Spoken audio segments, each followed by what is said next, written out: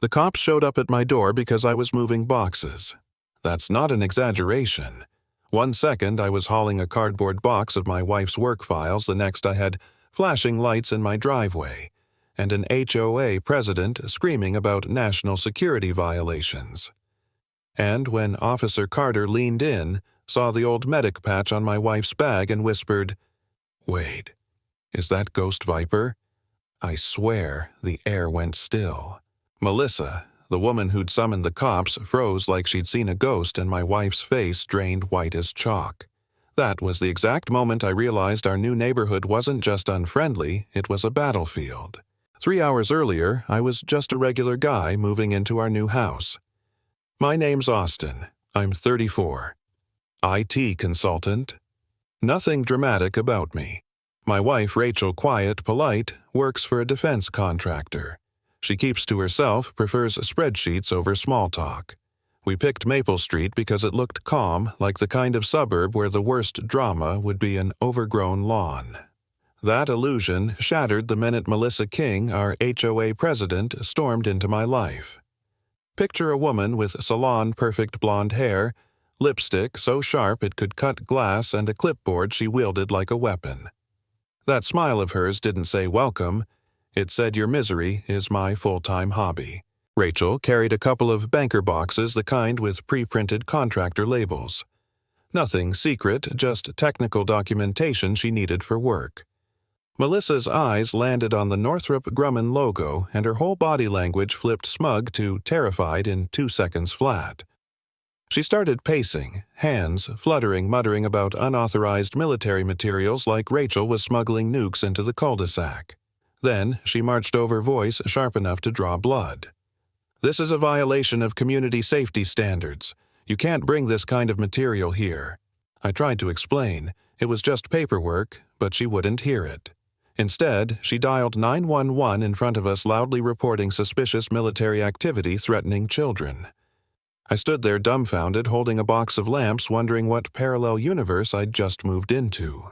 20 minutes later, Officer Carter arrived. Calm, professional, the kind of cop who diffuses tension just by standing there. Melissa practically pounced on him, pointing at Rachel's boxes, ranting about biohazards. Carter ignored her and looked at us first. Then his gaze locked on Rachel's worn-out laptop bag, the one with a faded Army medic patch sewn into the strap. His face changed. The calm professionalism melted, and something deeper took over, shock reverence, like he'd seen a ghost. He whispered, almost trembling, "Ma'am, it can't be you." Rachel froze. Melissa kept barking, but Carter wasn't listening anymore. He asked softly, "Helmand Province, March 15, 2016. Rachel nodded, eyes down. And then Carter. This seasoned cop nearly broke. You held my wife when she died. You gave her peace." Melissa looked completely lost, but I knew one thing: this woman had just called the cops on a war hero. You'd think that would shut Melissa down. Wrong. The very next morning, we had a violation notice on our door about our non-compliant mailbox. Then one about our trash cans. Then our porch light.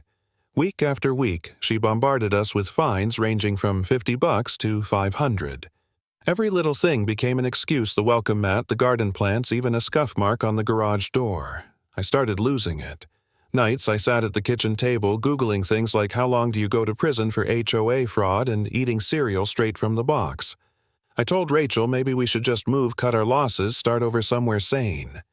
She looked at me with that steady calm I'd come to recognize from her military side. "Austin, if we walk away, she wins again. She's done this to other families. She won't stop until someone fights back." I wanted to argue, but the truth was she was right. Melissa had already turned our lives upside down, and if Rachel wasn't giving up, neither was I. Carter came by off duty with research. Turns out, Melissa wasn't just a control freak, she was running a scam. Her first husband, Sergeant Thomas King, had died of cancer in 2019. She'd remarried her ex, David Wilson, in 2020, but never reported it to the VA. She kept collecting widow benefits, $1,800 a month, for 4 straight years. Fraud. 86,000 stolen dollars. Suddenly, her panic at Rachel's military boxes made sense. She'd built her entire scheme on pretending to be a grieving widow, and the last thing she wanted around was actual military families who could smell the lies. Carter told us she'd done this before. The Williams family army harassed out of the neighborhood in 2021. The Smiths Navy gone in 2022. The Johnsons Marines pushed out last year.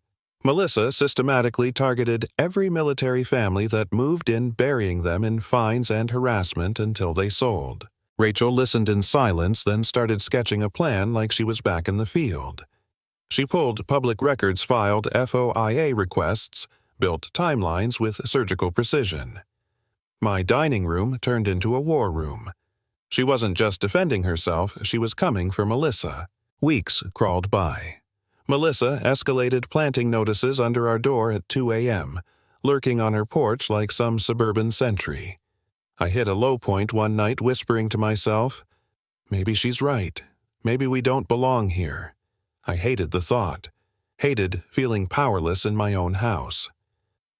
That's when Rachel placed her hand on mine and said, "Remember Carter's face. Remember what Amy's last words were. I carried her so he wouldn't lose everything. I won't let Melissa turn this place into another battlefield." It was like a switch flipped in me. This wasn't about lawn care violations. This was about someone abusing power to destroy lives. And damn it, I wasn't going to roll over.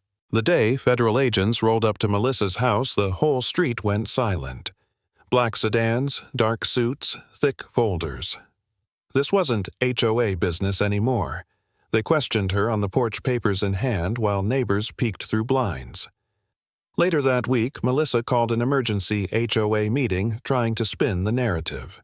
She strutted in like a politician, pinned a Support Our Troops badge on her blazer, ironic, considering her entire fraud depended on mocking military sacrifice, and launched into a speech about dangerous outsiders hacking her private records. She pointed at Rachel, voice trembling with rage. "This woman is a threat to our community. She's using military connections to access federal databases." The gall was breathtaking. She used her own fraudulent marriage records as proof Rachel was a hacker. Carter stood up calm as ever and dismantled her every word. He explained how public records work, how Rachel had done nothing illegal, how the VA was already investigating Melissa for fraud. Then, he told the room about Amy, how Rachel had held his wife as she died in Afghanistan, whispering prayers so she wouldn't die alone.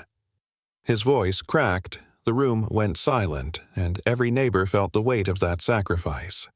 Melissa tried to shout him down, but Frank, our Navy vet neighbor, stepped forward with notes he'd kept for years. Melissa's fake stories wrong.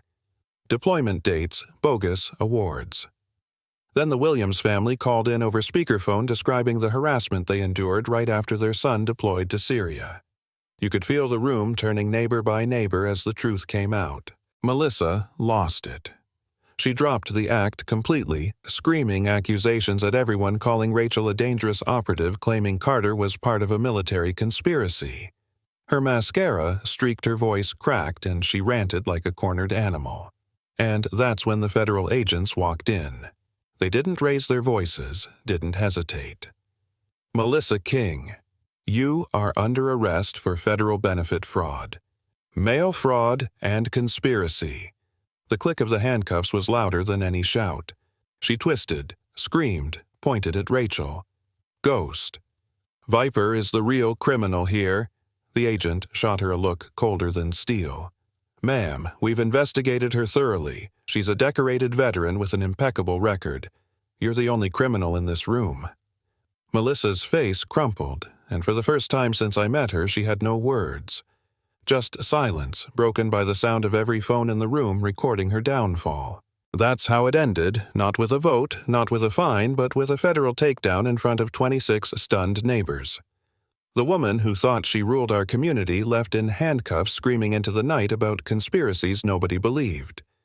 And me, I stood there holding my wife's hand, realizing the war Melissa started ended the only way it could, with her destruction. Some battles aren't fought with guns or bombs. They're fought in driveways, in board meetings, in the quiet courage to stand your ground when someone tries to steal your peace.